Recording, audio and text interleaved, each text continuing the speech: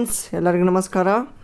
ಇವತ್ತಿನ ಒಂದು ಸೆಷನಲ್ಲೇ KPSCಯಿಂದ ನಡೆಸಿರುವ ವಿವಿಧ ಒಂದು ಸ್ಪರ್ಧಾತ್ಮಕ ಹುದ್ದೆಗಳ ಒಂದು ಜನರಲ್ ಪೇಪರು, ಓಕೆನಾ, ಜನರಲ್ ಪೇಪರ್ ಅಥವಾ ಸಾಮಾನ್ಯ ಜ್ಞಾನ ಪತ್ರಿಕೆ, ಈ ಒಂದು ಪತ್ರಿಕೆಯಲ್ಲಿ ಸಾಲ್ವ್ ಮಾಡುತ್ತಾ ಸಾಗೋಣ. ಈಗ ಆಲ್ರೆಡಿ 1 ರಿಂದ 25 ಕ್ವಶನ್ಗಳನ್ನು ಈಗ ಆಲ್ರೆಡಿ ಸಾಲ್ವ್ ಮಾಡಿದ್ದೀವಿ. ಅದು ಪಾರ್ಟ್ 16ನಲ್ಲಿ ಇದೆ, ನೋಡ್ಬೋದು ನೀವು, ಓಕೆನಾ. ಸೊ ಈ ಒಂದು ವಿಡಿಯೋ, ಈ ಒಂದು ಕ್ವಶನ್ ಪೇಪರು ಮುಂಬರುವ ಎಲ್ಲ ಒಂದು ಸ್ಪರ್ಧಾತ್ಮಕ ಪರೀಕ್ಷೆಗಳಿಗೆ ಇದು ಯೂಸ್ಫುಲ್ ಆಗ್ತದೆ. ಫಾರ್ ಎಕ್ಸಾಂಪಲ್ ಆಗಿ ಮುಂಬರುವ ಯಾವಪ್ಪ, for example KS, land surveyor, ಓಕೆನಾ. ಅಂದರೆ ಈ KPSCಯಿಂದ ಯಾವ್ಯಾವ ಕಂಡಕ್ಟ್ ಆಗ್ತಾವಲ್ಲ ಅವೆಲ್ಲದಕ್ಕೂ ಉಪಯುಕ್ತ. ಮತ್ತು ಯಾವುದು KS, ಲ್ಯಾಂಡ್ ಸರ್ವೇಯರು ಮತ್ತು PDO, ಈ ಒಂದು ಎಕ್ಸಾಮ್ಗಳಿಗೆ. ಮತ್ತು ಇನ್ನು ಗ್ರೂಪ್ ಬಿದು ಕೂಡ ಕೆಲವೊಂದು ಟೆಕ್ನಿಕಲ್ ರಿಲೇಟೆಡ್ ಇದೆ. ಬಟ್ ಇದು KPSCಯಿಂದ ಕಂಡಕ್ಟ್ ಮಾಡಲಾದ ಒಂದು GK ಪೇಪರು, ಓಕೆನಾ. ಈ ಥರನೇ ಕ್ವಶನ್ ಬರ್ತವೆ. ಈ ಥರ ಕ್ವಶನ್ಸು ರಿಪೀಟ್ ಆದ್ರೂ ಆಗ್ಬೋದು, ಪ್ರೊಬ್ಯಾಬಿಲಿಟಿ ಇರುತ್ತೆ, ಓಕೆನಾ. ಸೊ ಇದು ಈ ಒಂದು KS, ಲ್ಯಾಂಡ್ ಸರ್ವೇಯರ್, PDO ಹುದ್ದೆಗಳಿಗೆ ಬಹು ಉಪಯುಕ್ತ, ಓಕೆನಾ. Without wasting time, let's go to first question. ಇತ್ತೀಚೆಗೆ ಸುದ್ದಿಯಲ್ಲಿ ಕಂಡುಬರುವ ಪೀಟರ್ಸ್ಬರ್ಗ್ ಸಂಭಾಷಣೆ ಯಾವ ಕ್ಷೇತ್ರದೊಂದಿಗೆ ಸಂಬಂಧಿಸಿದೆ?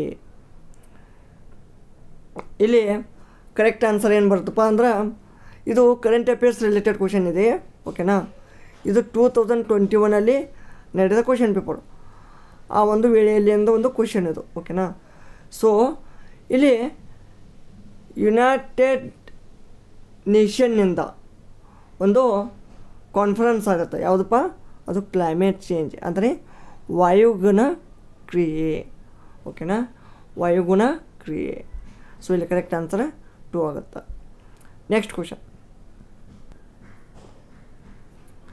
ಇಲ್ಲಿ ಬೀಜ್ ಬಚಾವೋ ಆಂದೋಲನದ ಗುರಿ ಏನು ಅಂತ ಕೇಳಿದ್ದಾರೆ. ಬೀಜ್ ಬಚಾವೋ ಅಂದರೆ ಇದ್ರದ್ದು ಮೇನ್ ಇಂಟೆನ್ಷನ್ ಏನಪ್ಪ? ಬೀಜ್ ಬಚಾವೋ ಇದನ್ನು ಎಲ್ಲಿ ಇದು ಮಾಡಿದ್ರಪ್ಪ? ಮೊದಲು ಇದು ಉತ್ತರಾಖಂಡ, ಎಲ್ಲಿ? ಉತ್ತರಾಖಂಡ. ಈ ಒಂದು ಉತ್ತರಾಖಂಡದಲ್ಲೇ ತೆಹರಿ ಗಢವಾಲ್ ಡಿಸ್ಟಿಕ್, ಯಾವುದು? ತೆಹರಿ ಮತ್ತು ಗಢವಾಲ್ ಡಿಸ್ಟಿಕ್, ಈ ಒಂದು ಜಿಲ್ಲೆಯಲ್ಲಿ ಕೆಲವೊಂದು ಜನಗಳು ಏನು ಮಾಡ್ತಾರಪ್ಪ, ಒಂದು ಆಂದೋಲನವನ್ನು ಹಮ್ಮಿಕೊಳ್ತಾರೆ. ಇದು ಎದಕ್ಕೆ? To conserve the indigenous seeds and promote traditional agricultural practices. ಅಂದರೆ ಈ ಒಂದು ಈಗ ತುಂಬ ಒಂದು ರಾಸಾಯನಿಕ ಏನಪ್ಪ ಬೀಜಗಳು ಬರ್ತಾಯಿದ್ದಾವೆ. ಸೊ ಅವ್ರದ್ದು ಏನಪ್ಪ ಇಂಟೆನ್ಷನು, ಒಂದು ಪಾರಂಪರಿಕ ಒಂದು ಈ ಕೃಷಿ ವ್ಯವಸಾಯ ಏನಿತ್ತಲ್ಲ ಅದನ್ನೇ ಫಾಲೋಅಪ್ ಮಾಡಬೇಕು, ರಾಸಾಯನಿಕ ಬಳಸದೆ ಬೆಳೆ ರಕ್ಷಣೆಯನ್ನು ಮಾಡಬೇಕು. ಇದು ಅವರ ಒಂದು ಇಂಟೆನ್ಷನ್ ಆಗಿತ್ತು, ಓಕೆನಾ. ನೆಕ್ಸ್ಟ್ ಕ್ವಶನ್, ಇಲ್ಲಿ ಜಾನುವಾರುಗಳ ತಳಿಗಳು ಮತ್ತು ಅವುಗಳ ಒಂದು ತಾಯ್ನಾಡು, ಅಂದರೆ ಈ ಕ್ಯಾಟಲ್ ಬ್ರೀಡ್, ಓಕೆನಾ, ಕ್ಯಾಟಲ್ ಬ್ರೀಡ್ಸ್ ಮತ್ತು ಆ ಥರ ಹೋಮ್ಲ್ಯಾಂಡು, ಓಕೆನಾ. ಸೊ ಇಲ್ಲಿ ಒಂದೇದು ಯಾವುದು ಬರುತ್ತಪ್ಪ? ಹೋಲ್ಸ್ಟೈನ್ ಫ್ರೆಶಿಯನ್. ಇದು ಎಲ್ಲಿ ಕಂಡು ಬರ್ತದಪ್ಪ ಅಂದ್ರೆ, ಇದು ಡಚ್ ಏರಿಯಾದಲ್ಲಿ. ಡಚ್ ಅಂದರೆ ಯಾವುದಪ್ಪ? ನೆದರ್ಲ್ಯಾಂಡು. A4 ಆಗುತ್ತೆ, ಓಕೆನಾ. Next Jersey. ನಿಮಗಿದು ಎಲ್ಲರಿಗೂ ಚಿರಪರಿಚಿತ, ಯಾಕೆಂದರೆ ಜರ್ಸಿ ಆಕಳ ನಿಮಗೆ ಎಲ್ಲರಿಗೂ ಗೊತ್ತು. ಆದರೆ ಎಲ್ಲರಿಗೂ ಜರ್ಸಿ ಆಕಳ ಗೊತ್ತು, ಬಟ್ ಈ ಒಂದು ಜರ್ಸಿ ಆಕಳ ಮೂಲತಃ ಯಾವ ಒಂದು ದೇಶದ್ದು ಅಂತ ಯಾರಿಗೂ ಗೊತ್ತಿಲ್ಲ. ಇದು ಬಂದಿರೋದು ಐಲ್ಯಾಂಡ್ ಆಫ್ ಜರ್ಸಿ ಅಥವಾ ಏನು ಚಾನಲ್ ಐಲ್ಯಾಂಡ್ 3 ಇದಾಗತ್ತೆ, ಓಕೆನಾ. Next Ayrshire. ಇದು ಎಲ್ಲಿ ಬರುತ್ತಪ್ಪ? ಇದು ಎಲ್ಲಿಂದ? ಐರ್ಶಿಯರ್ ಬರೋದು ಸ್ಕಾಟ್ಲ್ಯಾಂಡ್. ಸ್ಕಾಟ್ಲ್ಯಾಂಡ್. ಓಕೆನಾ. ನೆಕ್ಸ್ಟ್ ಲಾಸ್ಟ್ ಯಾವುದು? Brown Swiss. ಇದು ಬ್ರೌನ್ ಸ್ವಿಸ್ಸು ಸ್ವಿಟ್ಜರ್ಲ್ಯಾಂಡ್.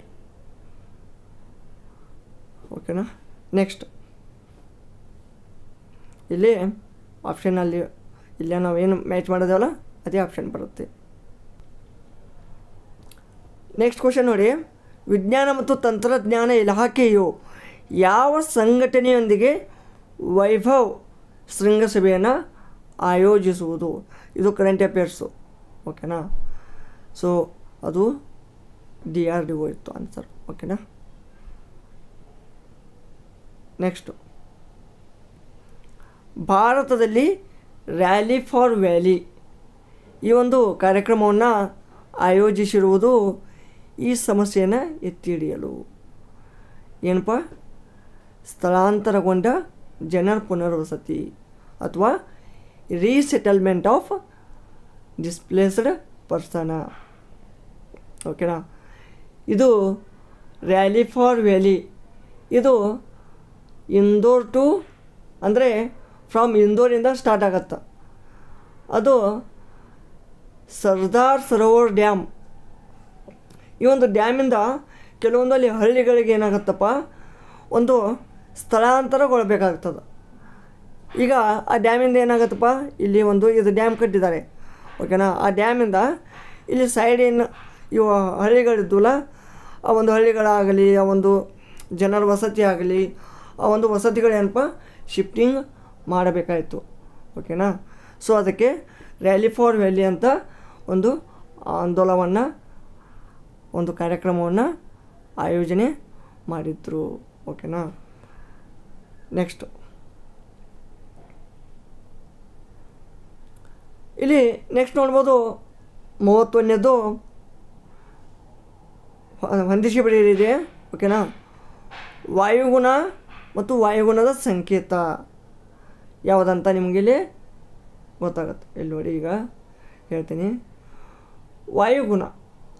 ವಾಯುಗುಣದ ಏನೇನು ಬರುತ್ತೆ ನೋಡೋಣ. ಇಲ್ಲಿ ನಿಮಗೆ ಫಸ್ಟಲ್ಲಿ ಆನ್ಸರ್ ಹೇಳ್ತೀನಿ. 31ನೇದು ಇಲ್ಲಿ ಏನು ಕೇಳಿದ್ದಾರೆ, ಈ ಕೆಳಗಿನವುಗಳಲ್ಲಿ ಯಾವುದು ಸರಿಯಾಗಿ ಹೊಂದಿಕೆ ಆಗುತ್ತದೆ ಅಂತ ಹೊಂದಿಸಿ ಬರೀರಲ್ಲ. ಇಲ್ಲಿ ಕೊಟ್ಟಿದ್ದಾರೆ ಮ್ಯಾಚು, ಇದು ಪೇರ್ ಕರೆಕ್ಟಾ, ಇದು ಪೇರ್ ಕರೆಕ್ಟಾ, ಇದು ಪೇರ್ ಕರೆಕ್ಟಾ ಅಂತ. ಸೊ ಯಾವುದು ಕರೆಕ್ಟ್ ಆಗುತ್ತಾ ಅಂತ ಇಲ್ಲಿ ಕೇಳಿದ್ದಾರೆ. ಸೊ ಇಲ್ಲಿ ಕರೆಕ್ಟ್ ಆಪ್ಷನ್ 3 ಬರುತ್ತೆ. ಆಪ್ಷನ್ 3 ಅಂದ್ರೇನು? ಎ ಮತ್ತು ಸಿ ಮಾತ್ರ ಕರೆಕ್ಟು ಅಂದಂಗೆ.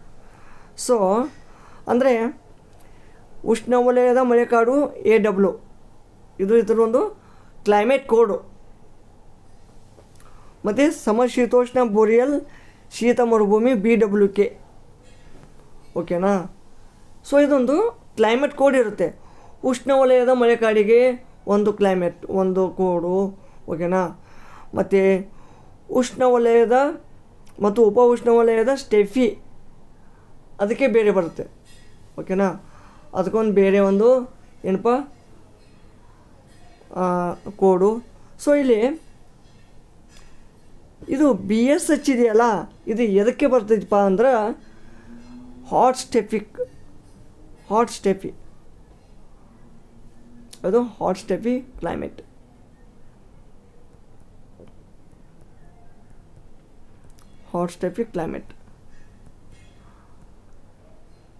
ಓಕೆನಾ. ನೆಕ್ಸ್ಟ್ ಯಾವ್ದು ಹೇಳಿ? ಇದು BWK ಇದು ಸಮಶೀತೋಷ್ಣ ಬೋರಿಯಲ್ ಶೀತ ಮರುಭೂಮಿ. ಓಕೆನಾ. ಸೊ ಇಲ್ಲಿ ಕೊನೆಯದಾಗಿ ಯಾವುದಿದೆಯಪ್ಪ? CWE. ಇದು CWE ಎದಕ್ಕೆ ಬರ್ತದೆ ಅಂತ ಕಾಮೆಂಟ್ನಲ್ಲಿ ನಂಗೆ ತಿಳಿಸಿ.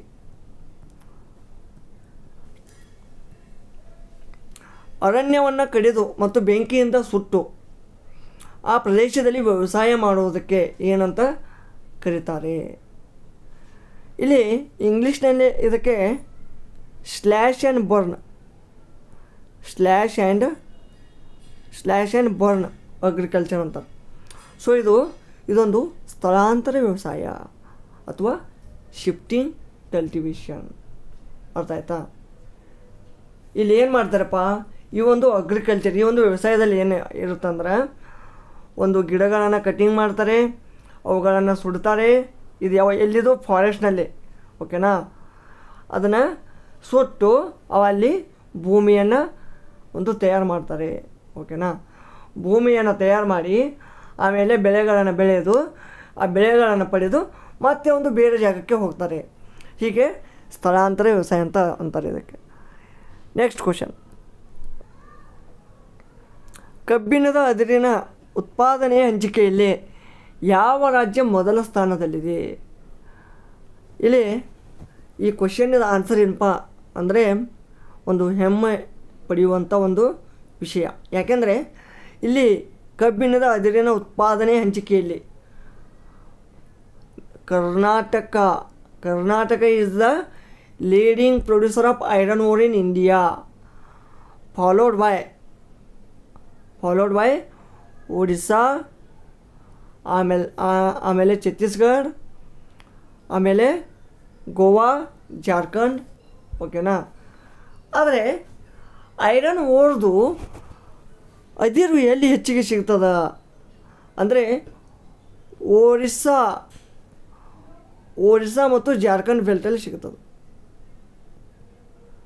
ಓಕೆನಾ? ಮತ್ತೊಂದು ದುರ್ಗಾ ಬಸ್ತರ್ ಚಂದ್ರಪುರ್ ಬೆಲ್ಟ್ ಅಂತ ಸಿಗುತ್ತೆ ಅದು, ಓಕೆನಾ? ಬಟ್ ಇಲ್ಲಿ ಆನ್ಸರ್ ಏನಾಗುತ್ತಪ್ಪ, ಇಲ್ಲಿ ಕರೆಕ್ಟ್ ಆನ್ಸರ್ ಆಗೋದು ಕರ್ನಾಟಕನೇ. ಕರ್ನಾಟಕ ಉತ್ಪಾದನೆ ಹಂಚಿಕೆಯಲ್ಲಿ ಕರ್ನಾಟಕ ಫಸ್ಟು, ಆಲ್ವೇಸ್ ಫಸ್ಟ್ ಅದು, ಓಕೆನಾ? ಮತ್ತು ಕರ್ನಾಟಕದಲ್ಲಿ ಮುಖ್ಯವಾದ ಒಂದು ಅದಿರಿನ ಒಂದು ಸ್ಥಳ ಎಲ್ಲಿ ಬರ್ತೈತೆ ಅಂತ ನಾನು ಕಾಮೆಂಟ್ ಸೆಕ್ಷನಲ್ಲಿ ತಿಳಿಸಿ ನೋಡೋಣ, ಎಷ್ಟು ಮಂದಿ ತಿಳಿಸ್ತೀರಿ ನೋಡೋಣ. ಈ ಕೆಳಗಿನವುಗಳಲ್ಲಿ ತನ್ನದೇ ಆದ ಹೈಕೋರ್ಟನ್ನು ಹೊಂದಿರುವ ರಾಜ್ಯ ಯಾವುದು? ತನ್ನದೇ ಆದ ರಾಜ್ಯ ಅಂದರೆ ಈಗ ಇಲ್ಲಿ ಕೆಲವೊಂದು ನಮ್ಮ ಈ ಒಂದು ಭಾರತ ದೇಶದಲ್ಲಿ ಎಲ್ಲ ಒಂದು ರಾಜ್ಯಗಳು ತನ್ನದೇ ಒಂದು ಹೈಕೋರ್ಟನ್ನು ಹೊಂದಿದ್ದೇವೆ. ಆದರೆ ಕೆಲವೊಂದು ಬಿಟ್ಟು ಕೆಲವೊಂದಕ್ಕೆ ಏನು ಮಾಡಿದ್ದಾರೆ, ಅದರದ್ದೇ ಒಂದು ಏನಪ್ಪ ಒಂದು ಬೆಂಚನ್ನು ಮಾಡಿರ್ತಾರೆ, ಓಕೆನಾ? ಈಗ ಫಾರ್ ಎಕ್ಸಾಂಪಲ್ಲಿ ಕರ್ನಾಟಕದಲ್ಲಿ ಬೆಂಗಳೂರಿನಲ್ಲಿದೆ, ಓಕೆನಾ? ಸೊ ಇಲ್ಲಿ ಈ ಕೆಳಗಿನವುಗಳಲ್ಲಿ ತನ್ನದೇ ಆದ ಹೈಕೋರ್ಟನ್ನು ಹೊಂದಿರುವ ರಾಜ್ಯ ಯಾವುದು? ಅಲ್ಲೇ ತನ್ನ ಸ್ಟೇಟಲ್ಲೇ ತನ್ನ ಒಂದು ರಾಜ್ಯ ಇದು ಇರಬೇಕು, ಏನೋ ಹೈಕೋರ್ಟು, ಅದು ಯಾವುದು? ಫ್ರೆಂಡ್ಸ್, ಇಲ್ಲಿ ಇಂಗ್ಲೀಷಲ್ಲಿ ಕ್ವಶನ್ ನೋಡಿದಾಗ ಸ್ವಲ್ಪ ಡಿಫ್ರೆಂಟ್ ಇದೆ ಇದು. Which of the following States does not have A high court of its own? ಯಾವ ಒಂದು ರಾಜ್ಯ ಈ ಕೆಳಗೆ ಕೊಟ್ಟಿರುವ ಆಪ್ಷನ್ಗಳಲ್ಲಿ ಯಾವ ಒಂದು ರಾಜ್ಯ ತನ್ನದೇ ಆದ ಒಂದು ಹೈಕೋರ್ಟನ್ನು ಹೊಂದಿಲ್ಲ ಅಂತ ಕೇಳಿದ್ದಾರೆ, ಓಕೆನಾ? ಇವು ಸಿಕ್ಕಿಮು, ಬಿಹಾರು, ಹಿಮಾಚಲ ಪ್ರದೇಶವು ಇದೆ, ಆದರೆ ಯಾವ ರಾಜ್ಯ ಇಲ್ಲ. ಸೊ ಇಲ್ಲಿ ಕರೆಕ್ಟ್ ಆನ್ಸರ್ ಏನು ಬರ್ತಪ್ಪ, ಮಣಿಪುರ್. ಈ ಮಣಿಪುರದು ಹೈಕೋರ್ಟು ಮಣಿಪುರದಲ್ಲಿ ಇಲ್ಲ. ಅದರ ಒಂದು ಹೈಕೋರ್ಟ್ ಎಲ್ಲಿದೆಯಪ್ಪ, ಆಸಾಮ್ನ ಗುವಾಹತಿಯಲ್ಲಿ ಇದೆ, ಗುವಾಹತಿ, ಓಕೆನಾ? ಗುವಾಹತಿಯಲ್ಲಿ ಇದೆ. ಸೊ ಇದು ಕನ್ನಡದಲ್ಲಿ ಸ್ವಲ್ಪ ಡಿಫ್ರೆಂಟ್ ಇದೆ ಕ್ವಶನ್ ನೋಡಿ. ಇಲ್ಲಿ ಕನ್ನಡದಲ್ಲಿ ಏನು ಕೇಳಿದ್ದಾರೆ, ಈ ಕೆಳಗಿನವುಗಳಲ್ಲಿ ತನ್ನದೇ ಆದ ಹೈಕೋರ್ಟನ್ನು ಹೊಂದಿರೋ ರಾಜ್ಯ ಅಂತ. ಸೊ ಈ ಥರ ಈ ಕನ್ನಡದಲ್ಲಿ ಏನಾದರೂ ನಿಮಗೆ ತೊಂದರೆ ಆದರೆ ಇಂಗ್ಲೀಷ್ ಒಂದು ವರ್ಷನನ್ನು ನೀವು ಯೂಸ್ ಮಾಡೋದು ಬೆಟರು, ಓಕೆನಾ? ಸ್ವಲ್ಪ ಟ್ರಾನ್ಸ್ಲೇಟ್ ಈ ಒಂದು ಪ್ರಾಬ್ಲಮ್ದಿಂದ ಈ ಥರ ಆಗಿರ್ತದೆ, ಓಕೆನಾ? ಇಲ್ಲಿ ಆನ್ಸರ್ ಇದ್ರದ್ದು ಮಣಿಪುರ ಬರ್ತದೆ, ಓಕೆನಾ? ನೆಕ್ಸ್ಟ್ 21ನೇ ತಿದ್ದುಪಡಿಯ ಅನ್ವಯ ನಮ್ಮ ಒಂದು ಪ್ರಾದೇಶಿಕ ಭಾಷೆಗಳ ಪಟ್ಟಿಗೆ ಸೇರಿಸಲ್ಪಟ್ಟ ಭಾಷೆಯು ಯಾವುದಪ್ಪ? 21ನೇ ತಿದ್ದುಪಡಿ ಅನುಗುಣವಾಗಿ ಈ ಒಂದು ಪ್ರಾದೇಶಿಕ ಭಾಷೆಗಳಿಗೆ ಈ ಒಂದು 8th ಶೆಡ್ಯೂಲಲ್ಲಿ 8ನೇ ಅನುಸೂಚಿಯಲ್ಲಿ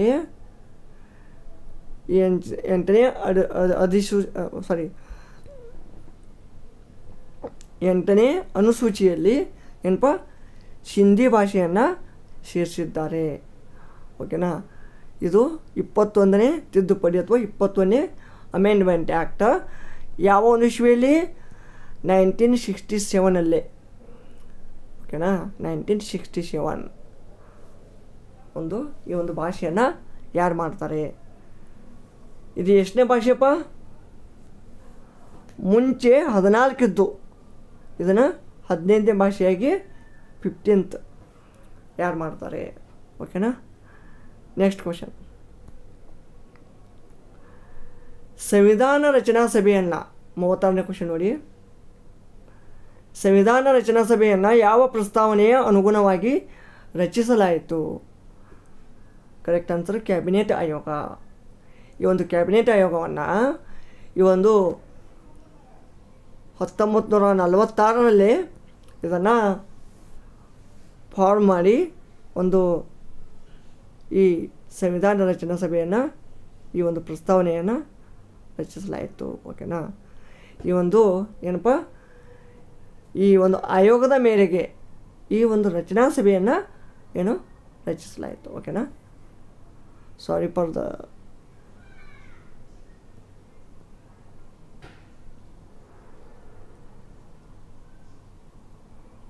ನೆಕ್ಸ್ಟ್,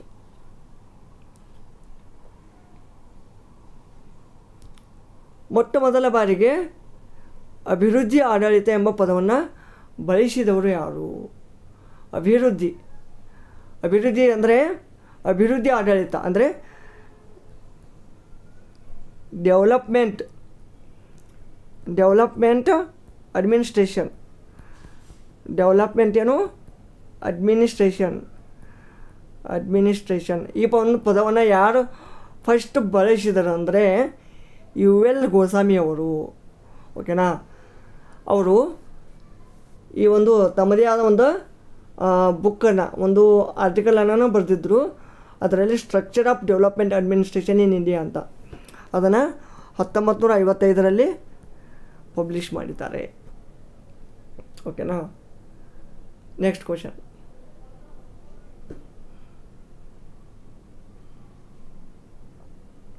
ಈ ಕೆಳಗಿನವುಗಳಲ್ಲಿ ಯಾವುದು ಭಾರತದ ಪ್ರಧಾನ ಸಲಹಾ ವರ್ಗವಾಗಿದೆ? ಅಂದರೆ ಇಲ್ಲಿ ತುಂಬ ಇದ್ದಾವೆ ಭಾರತದಲ್ಲಿ ಸಲಹಾ ವರ್ಗಗಳು. ಅಂದರೆ ಮೇಜರ್ ಸ್ಟಾಪ್ ಏಜೆನ್ಸಿ ಅಂತಾರೆ ಅದಕ್ಕೆ. Stop agency. ಓಕೆನಾ. 38ರಲ್ಲಿ ನೀತಿ ಆಯೋಗ ಅಂತ ಬರ್ತದೆ. ಇಲ್ಲ ಕ್ವಶನ್ ಆನ್ಸರು ನೀತಿ ಆಯೋಗ. ಈ ರೈಲ್ವೆ ಮಂಡಳಿ, ಮಾಲಿನ್ಯ ನಿಯಂತ್ರಣ ಮಂಡಳಿ, ಈ CB ಯಾವುದು ನೇರ ತೆರಿಗೆಗಳ ಕೇಂದ್ರ ಮಂಡಳಿ. ಓಕೆನಾ. ಇವೆಲ್ಲ ಇವು ಪ್ರಧಾನ ಸಲಹಾ ವರ್ಗವಾಗಿದೆ. ಬಟ್ ನೀತಿ ಆಯೋಗ ಇಲ್ಲ. ಓಕೆನಾ. ನೆಕ್ಸ್ಟ್, ಭಾರತ ಸಂವಿಧಾನದ ಈ ಕೆಳಗಿನ ಯಾವ ವಿಧಿಯು ಭಾರತದ ರಾಜ್ಯವನ್ನು ದಾವೆಗೆ ಗುರಿ ಮಾಡುವುದಕ್ಕೆ ಸಂಬಂಧಿಸಿದೆ? ಯಾವುದಪ್ಪ? ಕರೆಕ್ಟ್ ಆನ್ಸರ್ ಏನು ಬರುತ್ತೆ ಇಲ್ಲಿ? 300ನೇ ವಿಧಿ. ಓಕೆನಾ. 300ನೇ ವಿಧಿ ಈ ಒಂದು ಭಾರತದ ರಾಜ್ಯವನ್ನು ದಾವೆಗೆ ಗುರಿ ಮಾಡುವುದಕ್ಕೆ ಸಂಬಂಧಿಸಿದೆ. ನೆಕ್ಸ್ಟ್, ಭಾರತ ಸಂವಿಧಾನದ ಎಷ್ಟನೇ ತಿದ್ದುಪಡಿಯು ಆಡಳಿತಾತ್ಮಕ ನ್ಯಾಯಾಲಯಗಳ ಸ್ಥಾಪನೆಗೆ ಅವಕಾಶ ಮಾಡಿಕೊಟ್ಟಿದೆ? ಎಷ್ಟನೇದಪ್ಪ? ಆಡಳಿತಾತ್ಮಕ ನ್ಯಾಯಾಲಯದ ಸ್ಥಾಪನೆಗಾಗಿ. ಅಂದರೆ ಅಡ್ಮಿನಿಸ್ಟ್ರೇಟಿವ್ ಟ್ರಿಬ್ಯುನಲ್ಸ್. ಈ ಟ್ರಿಬ್ಯುನಲ್ಸ್ಗಳನ್ನು ಸ್ಥಾಪನೆ ಮಾಡಲಿಕ್ಕೆ 42ನೇ ತಿದ್ದುಪಡಿ 1976ರಲ್ಲಿ ಇದು ತಿದ್ದುಪಡಿ ಆಗಿತ್ತು. ಓಕೆನಾ. ಇದು ಏನಪ್ಪ ಅವಕಾಶ ಮಾಡಿಕೊಟ್ಟಿದೆ. ಇದರದ ಆರ್ಟಿಕಲ್ ಯಾವುದು ಬರ್ತದ? Article 323A. ಯಾವುದಕ್ಕೆ? ಈ ಒಂದು ನ್ಯಾಯಾಲಯಗಳ ಸ್ಥಾಪನೆಗಾಗಿ ಅವಕಾಶ ಮಾಡಿಕೊಟ್ಟಿದೆಯಲ್ಲ ಸಂವಿಧಾನದಲ್ಲಿ, ಈ ಒಂದು ವಿಧಿಯಲ್ಲಿ ಉಲ್ಲೇಖವಿದೆ. ನೆಕ್ಸ್ಟು, ಭಾರತ ಸಂವಿಧಾನದ ಅನುಚ್ಛೇದ 215 ಉಚ್ಚ ನ್ಯಾಯಾಲಯಕ್ಕೆ ಸಂಬಂಧಿಸಿದಂತೆ ಏನನ್ನು ಉಪಬಂಧಿಸುತ್ತದೆ? ಏನಪ್ಪ ಇದು high courts to be the courts of record. So ಅಭಿಲೇಖ ನ್ಯಾಯಾಲಯ ಅಂತ ಅದನ್ನು ಉಪಬಂಧಿಸುತ್ತದೆ. ಓಕೆನಾ. ಸೊ ಇಲ್ಲಿ ಕರೆಕ್ಟ್ ಆನ್ಸರ್ ಏನು? ಆಪ್ಷನ್ ನಂಬರ್ 2 ಅಭಿಲೇಖ ನ್ಯಾಯಾಲಯ, ಅಥವಾ ನೀವೇನಂತ ಕರಿಬೋದು courts of record. Courts of record. Next, Santhanam ಕಮಿಟಿಯು ಈ ಕೆಳಗಿನ ಯಾವುದಕ್ಕೆ ಸಂಬಂಧಿಸಿದೆ? ಸಂತಾನಂ ಕಮಿಟಿ ಯಾವುದಕ್ಕೆ ಸಂಬಂಧಿಸಿದಪ್ಪ? ಒಂದು ಭ್ರಷ್ಟಾಚಾರ ನಿಯಂತ್ರಣ, ಆ್ಯಂಟಿ ಕರಪ್ಷನನ್ನು ಈ ಒಂದು ಕರಪ್ಷನ್ ವಿರುದ್ಧ ಹೋರಾಡಲು ಈ ಒಂದು ಕಮಿಟಿಯನ್ನು ಸ್ಥಾಪಿಸಲಾಗಿತ್ತು, ಆ್ಯಂಟಿ ಕರಪ್ಷನ್ ಏಜೆನ್ಸಿ. ನೆಕ್ಸ್ಟ್, ಪ್ರಸ್ತುತ ಸಾರ್ಕಿನ ಸದಸ್ಯ ರಾಷ್ಟ್ರಗಳ ಸಂಖ್ಯೆ ಎಷ್ಟು? ಸಾರ್ಕ್ನಲ್ಲಿ ಎಷ್ಟು ಅದಾವಪ್ಪ ಈಗ ಸದ್ಯಕ್ಕೆ? 8. Option 4 correct. 8 ಯಾವಪ್ಪ? ಸ್ವಲ್ಪ ನೋಡೋಣ ಡಿಟೇಲಾಗಿ. ಒಂದನೇದು ಏನು ಬರ್ತಪ್ಪ? ಬಾಂಗ್ಲಾದೇಶ್. ಎರಡನೇದು ಭೂತಾನ್. ಮೂರನೇದು ಇಂಡಿಯಾ. ನಾಲ್ಕನೇದು ಮಾಲ್ಡೀವ್ಸ್. ಐದನೇದು ನೇಪಾಳ್. ಆರನೇದು ಪಾಕಿಸ್ತಾನ್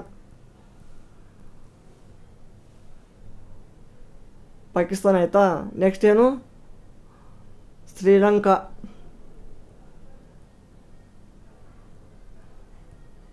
ಎಷ್ಟದು? 1 2 3 4 5 6 7. ನೆಕ್ಸ್ಟ್ ಯಾವುದಪ್ಪ? ಯಾವುದು ಬರುತ್ತೆ ನೆಕ್ಸ್ಟು? ಅಫ್ಘಾನಿಸ್ತಾನ್. ನೆಕ್ಸ್ಟ್ ಯಾವುದು? ಅಫ್ಘಾನಿಸ್ತಾನ್. ಇವು 8 ರಾಷ್ಟ್ರಗಳು ಬರ್ತಾವೆ. ಇಲ್ಲಿ ಸಾರ್ಕ್ ಇದರ ಒಂದು ಫಾರ್ಮುಲಾ ಇದರ ಒಂದು ಫುಲ್ ಫಾರ್ಮ್ ಏನು? ಎಸ್ ಫಾರ್ ಏನು? South Asian association for regional cooperation. ಈ ಥರ ಒಂದು ಹೆಡ್ ಕ್ವಾರ್ಟರ್ ಎಲ್ಲಿ ಬರುತ್ತೆ ಅಂತ ನನಗೆ ಕಾಮೆಂಟ್ ಸೆಕ್ಷನಲ್ಲಿ ತಿಳಿಸಿ. ಸಾರ್ಕ್ದು ಮಿಷನ್ ಕರ್ಮಯೋಗಿ ಕಾರ್ಯಕ್ರಮದ ಉದ್ದೇಶವೇನು? ಏನಪ್ಪ? Improving the state execution capacity.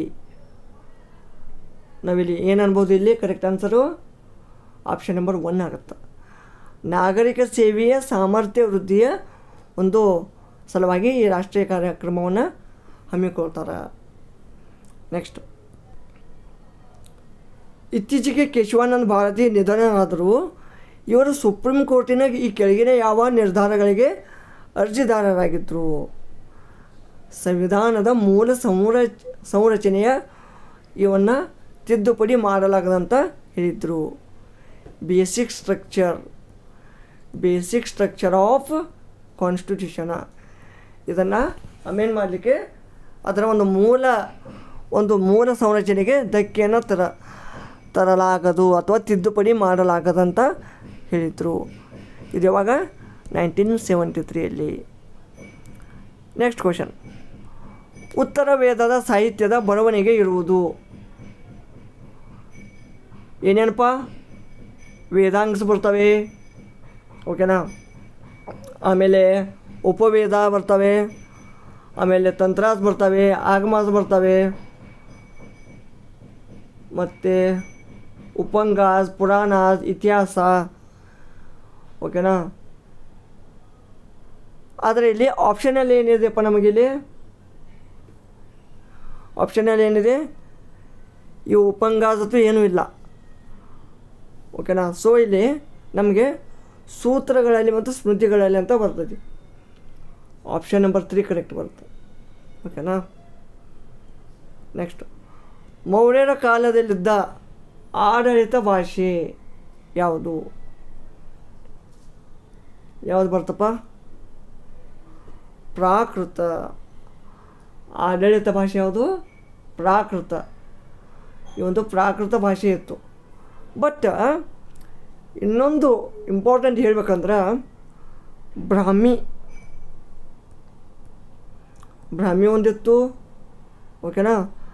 ಆಮೇಲೆ ಪಾಲಿ ಇತ್ತು. ಓಕೆನಾ.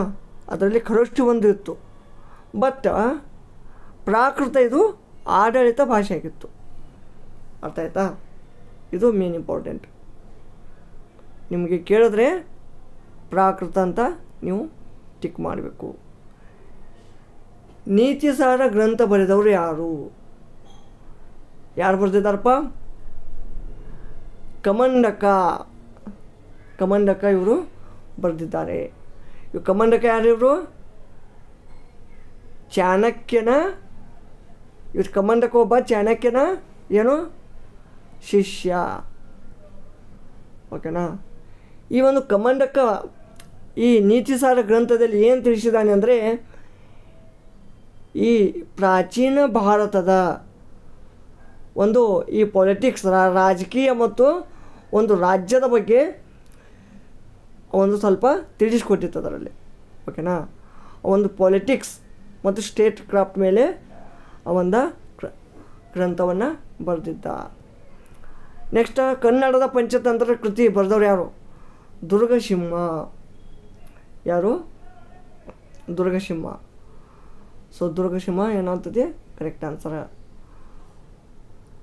ಇಲ್ಲಿ ದುರ್ಗಸಿಂಹ ಇದೆ. ಇವ ಯಾರ ಒಂದು ಕಾಲದಲ್ಲಿದ್ದ? ಕಲ್ಯಾಣಿ ಚಾಲುಕ್ಯರ ಒಂದು ಕಾಲದಲ್ಲಿದ್ದೀವನು. ಮಿನಿಸ್ಟರ್ ಇದ್ದ. ಚಾಲುಕ್ಯ ಆಫ್ ಕಲ್ಯಾಣಿ ಡೈನೆಸ್ಟಿ, ಕಲ್ಯಾಣಿ ಚಾಲುಕ್ಯರ ಒಂದು ಆಡಳಿತದಲ್ಲಿ ಇದ್ದ. ಓಕೆನಾ. ನೆಕ್ಸ್ಟ್ ಲಾಸ್ಟ್ ಕ್ವಶನ್ ನೋಡಿ.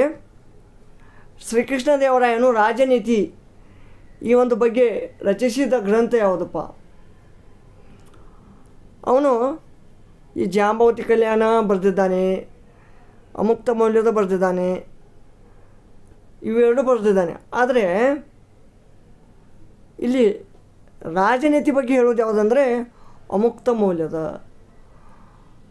ಮೌಲ್ಯದ ಇದು ತೆಲುಗುವಲ್ಲಿ ಬರೆದಿದ್ದಾನೆ. ತೆಲುಗು ಇದು ಒಂದು ರಾಜನೀತಿಯ ಬಗ್ಗೆ ಅದರಲ್ಲಿ ವಿಶ್ಲೇಷಣೆ ಕೊಟ್ಟಿದ್ದಾನೆ. ಓಕೆನಾ ಫ್ರೆಂಡ್ಸ್, ಇದಿಷ್ಟು ಒಂದು ಈ ಕ್ವಶನ್ ಪೇಪರ್ನಲ್ಲಿನ 25 to 50 ಈ ಒಂದು ಕ್ವಶನ್ಗಳನ್ನು ಇಲ್ಲಿ ಡಿಸ್ಕಸ್ ಮಾಡಿದ್ವಿ. ಮುಂದಿನ ಒಂದು ಸೆಷನಲ್ಲಿ ಮುಂದಿನ ಒಂದು 50 ಕ್ವಶನ್ಗಳನ್ನು ಡಿಸ್ಕಸ್ ಮಾಡೋಣ. ವಿಡಿಯೋ ಇಷ್ಟವಾದಲ್ಲಿ ಲೈಕ್ ಮಾಡಿ, ಕಮೆಂಟ್ ಮಾಡಿ. ಇನ್ನೂ ನಮ್ಮ ಚಾನಲ್ಗೆ ಯಾರು ಸಬ್ಸ್ಕ್ರೈಬ್ ಆಗಿಲ್ಲ ಅವರು ತಪ್ಪದೇ ಸಬ್ಸ್ಕ್ರೈಬ್ ಮಾಡಿ. ಧನ್ಯವಾದಗಳು.